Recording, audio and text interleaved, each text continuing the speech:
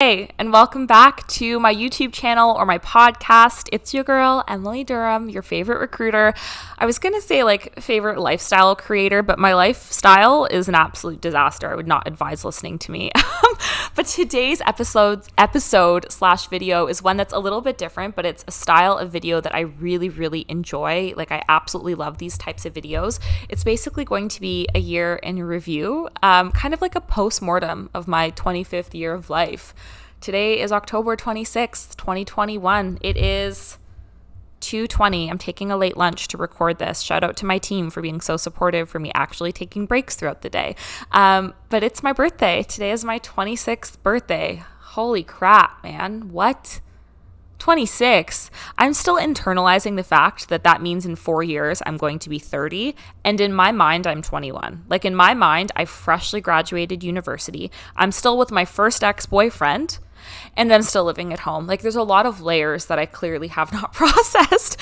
But today I really actually I shouldn't even say today. Every year at the evening of my last day of that year, whatever it is, October 25th, I always make a list of things that I learned throughout that year, things that I achieved throughout that year, and I kind of like to use that to inspire me for the year ahead. I find it to be really productive and helpful. And this year I was writing out my list of my key learnings and things that were really significant in my life.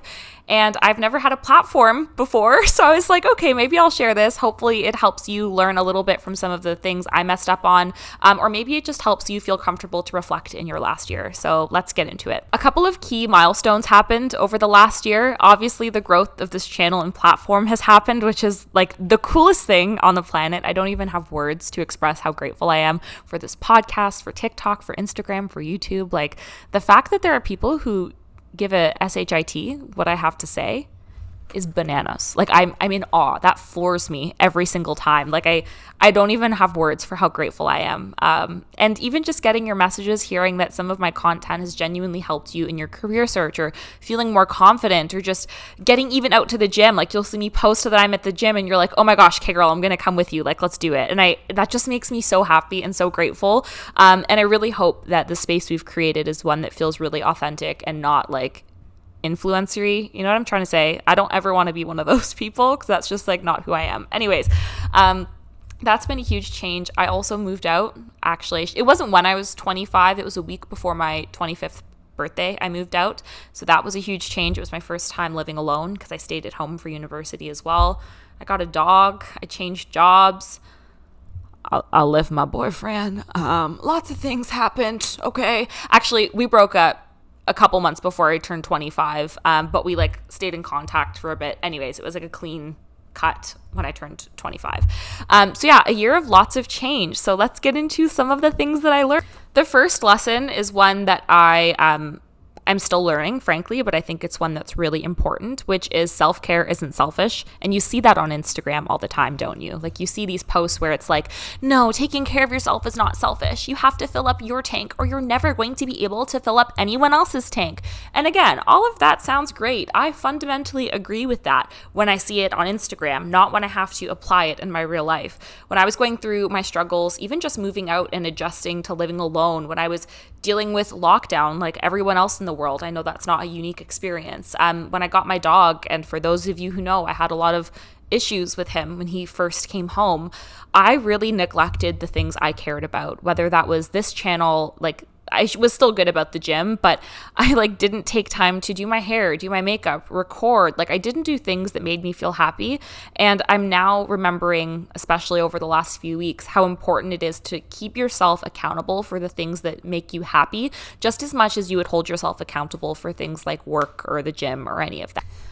The next thing I learned was to trust my damn gut. There were a lot of situations this year that objectively sounded good, like hanging out with certain people, going on certain dates, taking certain job opportunities, where objectively those things sounded cool. The guy sounded great. The job sounded interesting, but something in my gut was nah, this is not it. You are not supposed to be doing this. I can't put my finger on it. I don't specifically know what the issue is. Objectively, there probably is none, but this just doesn't feel right. And more often than not, those situations panned out to prove that my gut reaction was pretty on point, whether that was friends, partners, whatever. So I've spent a lot of years not listening to my gut and saying, well, I don't have fact to back that up. I'm just crazy for thinking this. I'm just overthinking it. This was the year I stopped doubting that voice in the back of my head. I don't know who she is, but I trust her. And when she's telling me, no, this person, something's off. This gig, something's off. This location, something's off. I am steering clear. Like, I trust myself implicitly. I feel kind of awkward sharing this one because it's very personal, but I'm going to, whatever. I'm looking down because I have it written down. Don't ask people to treat you with respect. Just gonna repeat that one more time. Do not ask people to treat you with respect. Do with that what you will. Yeah, I won't air out dirty laundry, but there have definitely been situations over the last year where there's been people in my life where I'm like, you are doing something really not cool with me. Like, in a friendship capacity, in a romantic capacity, where I'm like, this is not how you treat people. And I would catch myself wanting to have a conversation with them, being like, hey, what you did hurt me because of X, Y, Z. I wish you would have respected my feelings more. I wish you would have respected my boundaries more. And I would do that, and I was never met with the response that I wanted. It would immediately be brushed off, or I was told, like, your expectations are high, or this or that. And this was the year I kind of realized, like, if I have to ask you to treat me with respect, I don't want it. Like, that should be inherent. That's table stakes. That's easy. So I'm now at a place where, yes, I would still communicate if I'm hurt by something or someone and it's fixable, or it's like, human error. I'm not expecting people to be perfect because I'm certainly not. But if I have to ask you to treat me with like basic human decency, we're good. Like, we are good where we are. So that was a big lesson for me. The next one's also a little personal. I wrote it down as, I am alone as I allow myself to be. I will also repeat this one. I am as alone as I allow myself to be. Did I say that wrong? I am as alone as I allow myself to be. No, that's correct. That's what it should sound like. I have a very naughty habit of self-isolating. When I'm stressed or when things are not going well, I am not the kind of person to reach out to my friends to say I need help. I am not the kind of person to call my family and say I need help. I'm not the kind of person to tell my boss, hey, I need some time. I don't have that gene, that bone in me, and that is such a horrible, toxic trait. There's nothing glamorous about isolating yourself. And I'm saying that for you, but also for me. And this was the first year where shit just got thrown at me, and I was like, I need help. I can't do this one alone. I'm very used to doing everything alone, but when my dog's been going through some health issues, as you guys know, I haven't been able to process that by myself. Like, I've had to call friends and family. I've had to text my boss and say, like, I need a little time. Like, I've had to ask for what I need. And I've never, ever done that before. And I'm devastated that that my puppy's been going through some issues. He's doing well now, thank goodness. But I'm grateful that it forced me to ask for help. Like, to put it into perspective, this time last year, like maybe early November of last year, I got a concussion and asked me if I was still trying to work. I couldn't read. Like, I'm talking sitting in a dark room, eyes closed kind of a concussion.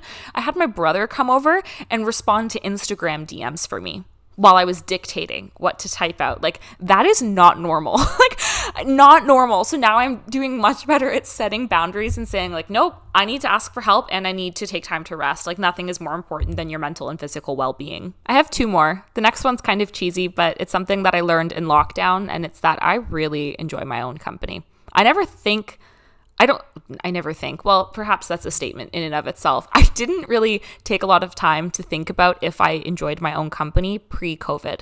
I spent a lot of time alone, but it was typically time spent working at the gym, like doing something. During lockdown in Toronto, when there was no opportunity to leave your house, I lived alone. I didn't have a dog at the time. Like, it was just me, myself, and I. And I spent a lot of time not only working on myself, but exploring things that made me happy. Literally every Friday, I would host myself a theme party, and I'm not even kidding. Like, I would set up lights and decorations in my apartment. I'd make a playlist. It would be, I don't know, there was like 70s night. I did 80s night. I'd make a special cocktail. Like, I'd lay out snacks. I fully hosted a party absolutely alone, which looking back, is it alarming and very odd? Potentially, but like I just learned to really love my own company, and I've found that to be really liberating.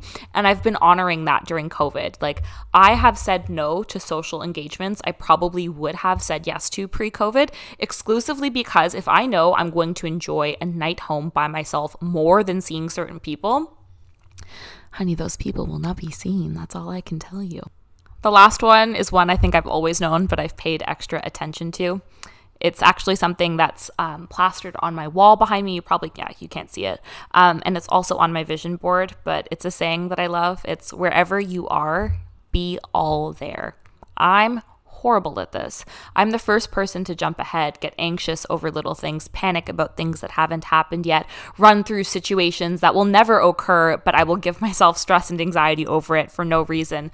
And this year I've worked really hard on just being in the moment, and sometimes the moment sucks. Sometimes it's a crappy moment to be in, and that's okay. Like let yourself feel that moment, but don't let yourself feel what might happen a month from now or even an hour from now. So I've been working really hard on being present and enjoying everything in every single small moment, whether that's alone with my dog, at work, whatever it might be.